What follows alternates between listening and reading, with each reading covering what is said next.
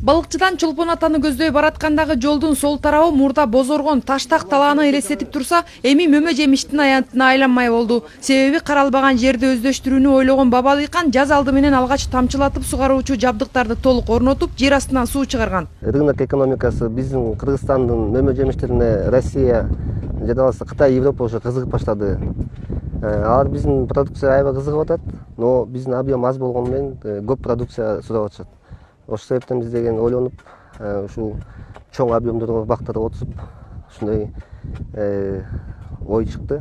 Дыйкандардын бул максаты студенттердин айыл чарба тармагын өнүктүрүү боюнча демилгесине дал келди. 2 күндөн бери уланып жаткан иш-чара биринчиден дыйкандарга жардам болсо, экинчи жагынан агрардык факультетте билим алып жаткан студенттер үчүн атайын тажрыйба болуп калды. 2 күндөн бери бул жерде студенттер менен ушул иш-чараны өткөргөнгө биз дагы жардам берип атабыз. Негизги максатыбыз ушул Кыргызстанда айыл чарба тармагын өнүктүрүү болуп атат. Бул жерде бир топ студенттер бар. Мисалы, жөнөкөй эле ушул көчөттөрдү дагы өстүрүүдө, мисалы, практический жактан студенттер муктач.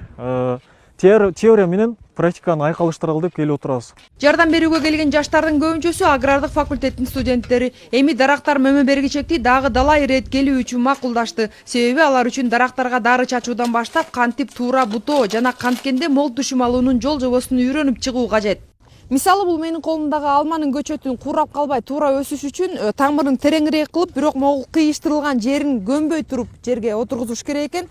Ошондо дагы кыйыштырылган жери күн тарапты карап турса, ошондо жакшы өсөт. Адистердин айтымына караганда, бүгүнкү отургузуп жаткан көчөттөрдүн баары Кудай буйрса 3 жылдын ичинде мөмө берип калат. Ошондо дүйнөлүк 3-чү көчмөндөр оюну дагы Кыргызстанда өтүп кала турган болсо, ага чейин бул көчмөн багы өзүнчө бир гүлзарга айланып калышы толук мүмкүн. Уюштуруучулар мындай демилгени бардык аймактарда салтка айланып калса дешет. Себеби жаз жана күз мезгилинде мындай иш-чаралар дыйкандар үчүн жеңилдик болсо, студенттер үчүн жакшы тажрыйба. Буга кошумча айыл чарба тармагынын өнүгүшүнө бир топ түрткү болот. Кубандыра турган нерсе, келген жаштар абдан мындай ойноп күлүп иштеп жүрүшөт да бул жерде.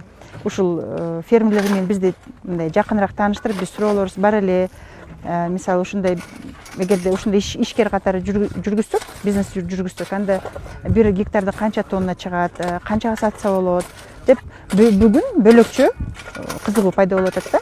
Эң башкысы бул аянт көчмөн багы деп аталмай болду. Анткени Кыргызстандын атын дүйнөгө таанытып жаткан көчмөндөр оюндарынын урматына арнап, студенттер атайын белги жасап келип орнотушту. Күндөсүн көчмөн багы! Айжан Омолдошова, Бекназар Шерманбетов, Коомдук 1 канал, Ысык Көл облусу.